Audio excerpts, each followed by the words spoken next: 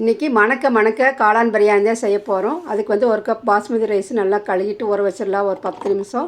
2 துண்டு இஞ்சி, 10 பல்லு பூண்டு சேர்த்து இந்த மாதிரி குறவரப்பாக அரைச்சி எடுத்துகிட்டு வந்துட்டு காளான்களை வந்து நல்லா சுத்தப்படுத்தி எடுத்து வச்சுட்டு ஒரு குக்கர் வச்சு எண்ணெய் நெய் ஊற்றிட்டு ஹோல் ஸ்பைசஸ் சேர்த்தி சோம்பு, வெங்காயம், பச்சை மிளகாய், தக்காளி, இஞ்சி பூண்டு விழுது எல்லாம் சேர்த்து நல்லா வதக்கி விட்டுடலாம். காரத்துக்கு வந்து அரை ஸ்பூன் வந்து மிளகாத்தூளும் பிரியாணி மிக்ஸ் கொஞ்சம் சேர்த்து வைக்கிறேன். அதே மாதிரி தனியா மிக்ஸு, கரம் மசாலா சேர்த்து நல்லா கலந்து விட்டுட்டு நம்ம கட் பண்ணி வச்சுருக்கக்கூடிய காளான்களை சேர்த்து நல்லா கலந்து விட்டுடலாம். உப்பு காரம் பிடிக்கட்டும்.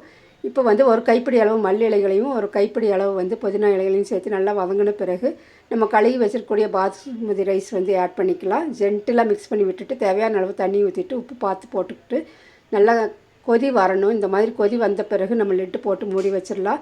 மீடியம் ஃப்ளேமில் 2 விசில் விட்டு எடுத்தோம்னா பொலன்னு உதிரியாக டேஸ்டியான பிரியாணி வந்து ரெடி ஆயிடுச்சு. இதே மாதிரி நீங்களும் செஞ்சு பாருங்கள். தேங்க்யூ.